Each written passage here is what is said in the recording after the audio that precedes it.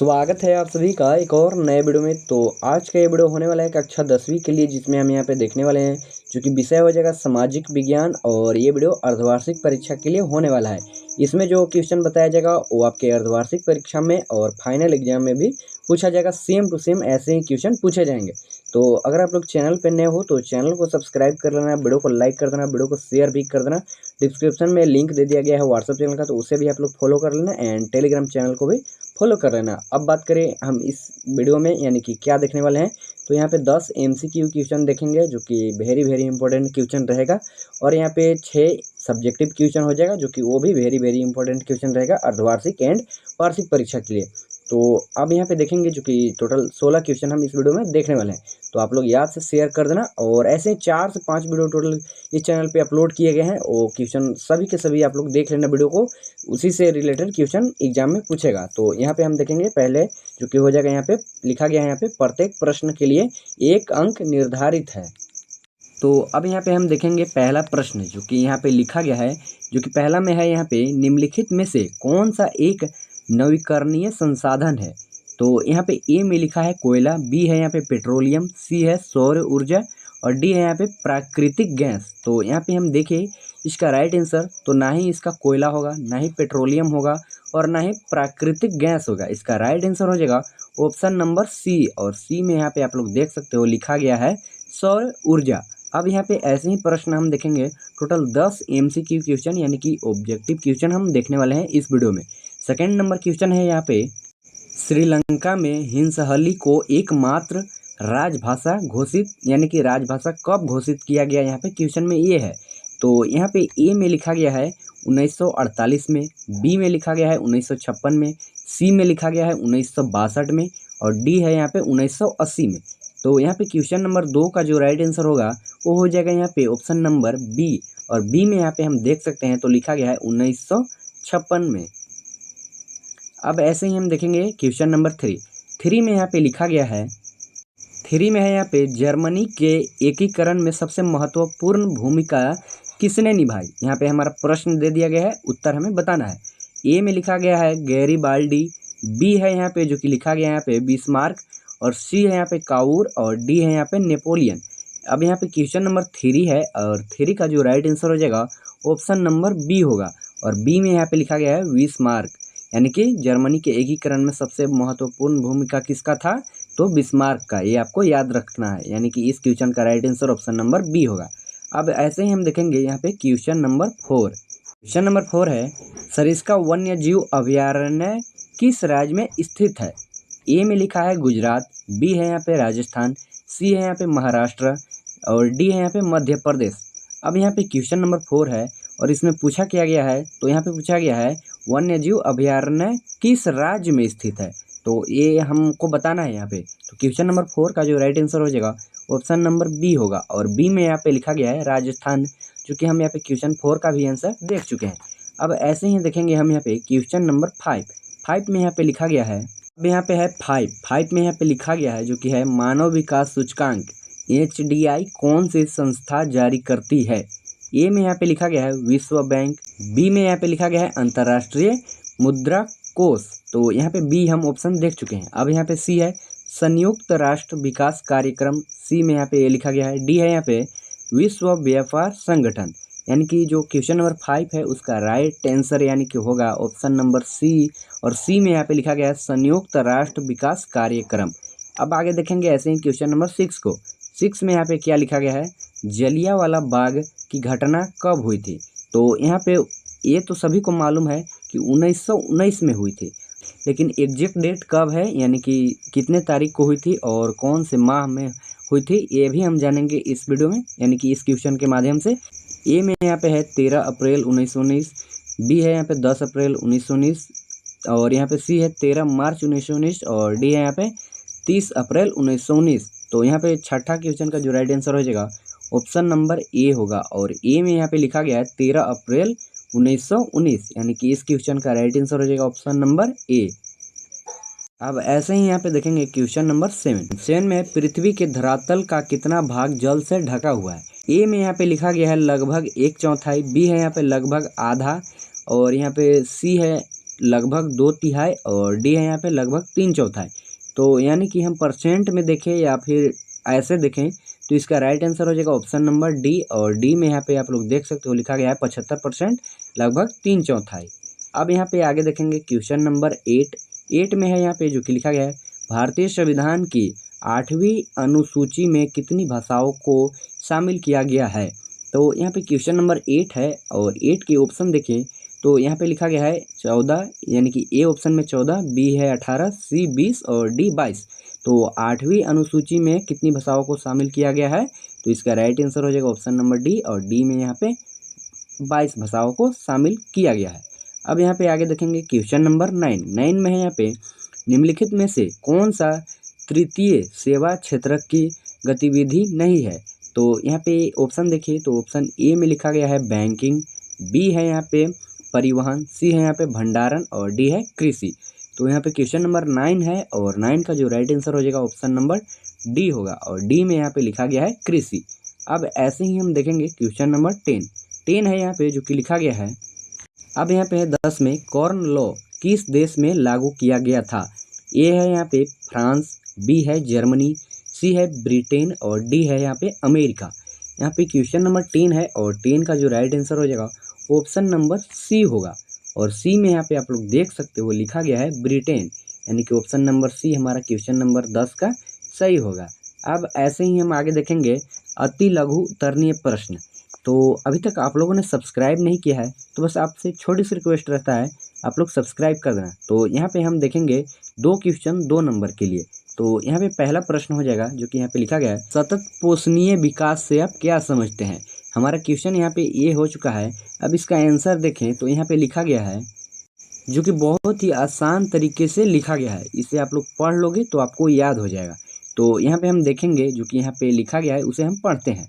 यहाँ पे लिखा है उत्तर सतत पोषणीय विकास का अर्थ है कि विकास पर्यावरण को नुकसान पहुँचाए बिना हो और वर्तमान में विकास की प्रक्रिया भविष्य की पीढ़ियों की आवश्यकताओं की अनदेखी न करे। सरल शब्दों में हमें संसाधनों का उपयोग इस तरह से करना चाहिए कि वे भविष्य के लिए भी बचे रहे। अब ऐसे ही हम यहाँ पे देखेंगे क्वेश्चन नंबर 12 में यहाँ पे हो जाएगा एकात्मक शासन व्याख्या और संघवाद में मुख्य अंतर क्या है। तो अब यहाँ पे हम देखेंगे उत्तर पहला हो जाएगा एकात्मक शासन, यहाँ पे लिखा गया है सारी सत्ता केवल केंद्र सरकार के पास होती है। दूसरा यहाँ पे स्थानीय सरकारें केंद्र सरकार से मिली हुई शक्तियों पर निर्भर होती है। अब यहाँ पे हो जाएगा संघवाद में यहाँ पे देखेंगे क्योंकि पहला यहाँ पे लिखा गया है 2 पॉइंट बनाए गए हैं। यहाँ पे पहला मुख्य पॉइंट है सत्ता केंद्र और राज्य सरकारों के बीच बांटी जाती है। दूसरा पॉइंट है राज्य सरकारें अपने अपने राज्य में स्वतंत्र होती है। अब यहाँ पे ऐसे प्रश्न हम देखेंगे जो कि हो जाएगा लघु उत्तरणीय प्रश्न, यानी कि 2 क्वेश्चन रहेंगे जो रहेंगे 3 नंबर के लिए और ये क्वेश्चन को बनाने पे हमें 6 नंबर मिल सकता है। अगर ये क्वेश्चन अगर एग्जाम में आया तो आप लोग ऐसे ही इजी तरीके से बना लोगे। यहाँ पे 13 नंबर क्वेश्चन है भारत में असहयोग आंदोलन धीमा क्यों पड़ गया था, कोई 3 कारण लिखिए। ये वेरी इंपॉर्टेंट क्वेश्चन है, ये आपके फाइनल एग्जाम में भी पूछा जा सकता है और कई बार पूछा भी गया है, आप लोग PYQ देख लेना। तो अब यहाँ पे देखेंगे 13 नंबर क्वेश्चन जो कि यहाँ पे है लिखा गया, क्योंकि हमने क्वेश्चन को तो रीड कर लिए, एक बार और रीड करते हैं। यहाँ पे लिखा गया भारत में असहयोग आंदोलन धीमा क्यों पड़ गया था, कोई 3 कारण लिखिए। तो यहाँ पे हम देखेंगे 3 कारण, जो कि यहाँ पे उत्तर में लिखा गया भारत में असहयोग आंदोलन धीमा पड़ने के कारण पहला हो जाएगा यहाँ पे जो कि लिखा गया है खादी का महंगा होना। खादी का कपड़ा मिलों में बने आयातित कपड़े की तुलना में काफ़ी महंगा था, इसीलिए गरीब लोग इसे लंबे समय तक वहन नहीं कर पाए। सेकेंड पॉइंट है वैकल्पिक संस्थानों का अभाव। ब्रिटिश संस्थानों जैसे स्कूल, कॉलेज और अदालतें का बहिष्कार तो किया गया, लेकिन उनके स्थान पर भारतीय संस्थानों की स्थापना धीमी थी। इस कारण छात्र और शिक्षक वापस सरकारी संस्थानों में जाने लगे। तीसरा मुख्य पॉइंट है यहाँ पे चोरी चौरा की घटना। फरवरी 1922 में उत्तर प्रदेश के चोरी चौरा में हुई हिंसक घटना के कारण महात्मा गांधी ने अचानक इस आंदोलन को वापस ले लिया, जिससे जनता का उत्साह कम हो गया। अब यहाँ पे देखेंगे हम जो कि सेकंड क्वेश्चन है, और सेकंड क्वेश्चन कहने का मतलब ये है कि 3 नंबर के लिए जो क्वेश्चन रहता है वो सेकंड क्वेश्चन है। अब यहाँ पे देखेंगे 14 नंबर क्वेश्चन जो कि लिखा गया है भूदान ग्रामदान आंदोलन क्या था, इसे किसने शुरू किया। उत्तर है यहाँ पे जो कि हम देखते हैं यहाँ पे लिखा गया है। फर्स्ट पॉइंट है, यह एक ऐसा आंदोलन था जिसे विनोबा भावे ने शुरू किया था। महात्मा गांधी ने आध्यात्मिक उत्तराधिकारी माने जाने वाले भावे ने पदयात्रा की और लोगों से गरीब भूमिहीन किसानों को दान देने के लिए जमीन की मांग की। सेकंड पॉइंट है यहाँ पे भूदान। भूदान में यहाँ पे लिखा गया है कुछ बड़े जमींदारों ने स्वेच्छा से अपनी जमीन का कुछ हिस्सा गरीब किसानों में बांटने के लिए दान कर दिया, इससे भूदान कहा गया। अब यहाँ पे है लास्ट ग्रामदान। कुछ जमींदारों ने तो पूरे के पूरे गांव ही दान कर दिए, जिसे ग्रामदान कहा गया। इस आंदोलन के रक्तहीन क्रांति भी कहा जाता है क्योंकि यह बिना किसी हिंसा के जमीन पूर्ण वितरण का प्रयास था। अब यहाँ पे ऐसे प्रश्न देखे जाएंगे, यानी कि दीर्घ उत्तरीय प्रश्न हो जाएंगे और 2 क्वेश्चन रहेगा इसमें, और ये रहेंगे टोटल 5 नंबर के लिए 2 क्वेश्चन, यानी कि इसको हल करने पे हमें 10 नंबर मिलेंगे। अगर ऐसे क्वेश्चन आए तो आप लोग हल कर लेना। तो यहाँ पे देखेंगे 15 नंबर क्वेश्चन जो कि लिखा है सत्ता की साझेदारी क्यों आवश्यक है, इससे कोई 5 कारण विस्तार से समझाएं। ये भी वेरी इंपॉर्टेंट क्वेश्चन है। इसमें ऐसे क्वेश्चन ही ऐड किए गए हैं जो कि आपके एग्जाम में पूछे जा सकते हैं, ज़्यादा से ज़्यादा चांस रहेगा। तो उत्तर है यहाँ पे जो कि लिखा गया है टकराव के कम करना, सत्ता की साझेदारी, विभिन्न सामाजिक समूहों के बीच टकराव और संघर्ष की संभावना कम हो जाती है और अल्पसंख्यक समूह होते हैं। साझेदारी से यह सुनिश्चित होता है कि किसी को भी अलग थलग महसूस न हो। पहला यहाँ पे राजनीतिक व्यवस्था में स्थिरता। साझेदारी में राजनीतिक व्यवस्था में स्थिरता आती है जब सभी समूहों को शासन में हिस्सेदारी मिलती है तो वे को स्वीकार करते हैं, जिससे देश में शांति और व्यवस्था बनी रहती है। हमारे यहाँ पे पहला पॉइंट है। सेकंड पॉइंट है यहाँ पे लोकतंत्र की आत्मा। सत्ता की साझेदारी वास्तव में लोकतंत्र की आत्मा है। एक सच्चा लोकतांत्रिक शासन वही है जहाँ सभी प्रभावित समूहों को इस बात की सलाह लेने का अधिकार होता है कि देश का शासन कैसे चलाया जाए। तीसरा पॉइंट है यहाँ पे न्याय और निष्पक्षता सुनिश्चित करना। सत्ता को विभिन्न अंगों विधायिका, कार्यपालिका, न्यायपालिका और विभिन्न स्तरों केंद्र, राज्य, स्थानीय में बांटने से शक्ति का संतुलन बना रहता है। इससे कोई भी एक अंग या स्तर अपनी शक्ति का दुरुपयोग नहीं कर पाता है। यहाँ पे है चौथा पॉइंट समावेशी विकास। साझेदारी से यह सुनिश्चित होता है कि सभी वर्ग और क्षेत्र शासन में शामिल हो और विकास का लाभ सभी तक पहुँचे, न कि केवल कुछ विशेषाधिकार प्राप्त समूहों तक। उदाहरण के लिए बेल्जियम में साझेदारी से गृह युद्ध टल गया। अब यहाँ पे है 16 नंबर क्वेश्चन जो कि लास्ट क्वेश्चन है। यहाँ पे लिखा गया है वैश्वीकरण क्या है। वैश्वीकरण ने भारत में उपभोक्ताओं पर क्या प्रभाव डाला है, कोई 5 प्रभाव लिखिए। अब यहाँ पे हम देखने वाले हैं 5 प्रभाव, जो कि यहाँ पे पहला है उत्तर को देखने के बाद हम देखेंगे 5 प्रभाव।